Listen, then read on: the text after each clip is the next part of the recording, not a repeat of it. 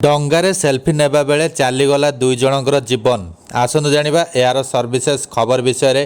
Selfie ନେବା ବେଳେ ପୂର୍ବରୁ ଅନେକ ଜୀବନ ଯାଇଛି। ଏମିତି ଅନେକ ଲୋକ ଅଛନ୍ତି ଯିଏକି ଫଟୋ ଭଲ ଆସିବ ବୋଲି ବିପଦକୁ ଅଣଦେଖା କରନ୍ତି ଓ ଜୀବନ ହରାଇ ବସନ୍ତି। ନିକଟରେ ବି ସେପରି ଏକ ଘଟଣା ଦେଖିବାକୁ ମିଳିଛି। ଭଲ ସେଲ୍ଫି ନେବା ଚକ୍କରରେ ଅକ୍ଲେଶରେ ଦୁଇ ଜଣଙ୍କର ଜୀବନ ଚାଲିଯାଇଛି।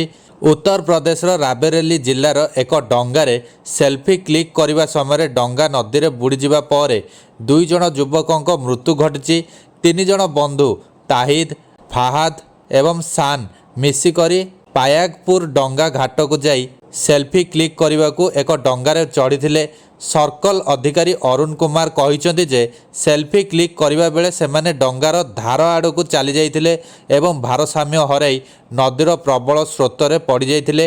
ନିଖୋଜ ବାଳକମାନଙ୍କୁ ଖୋଜିବା ପାଇଁ ଲୋକଙ୍କୁ ନିୟୋଜିତ କରାଯାଇଥିଲା ଏବଂ ରବିବାର ଦିନ ସେମାନଙ୍କ ମୃତଦେହ ଉଦ୍ଧାର କରାଯାଇଥିଲା। ତାହିଦ ଏବଂ ସାନ୍ଙ୍କ ମୃତଦେହ ବ୍ୟବଚ୍ଛେଦ ପାଇଁ ପଠାଇ ଦିଆଯାଇଛି।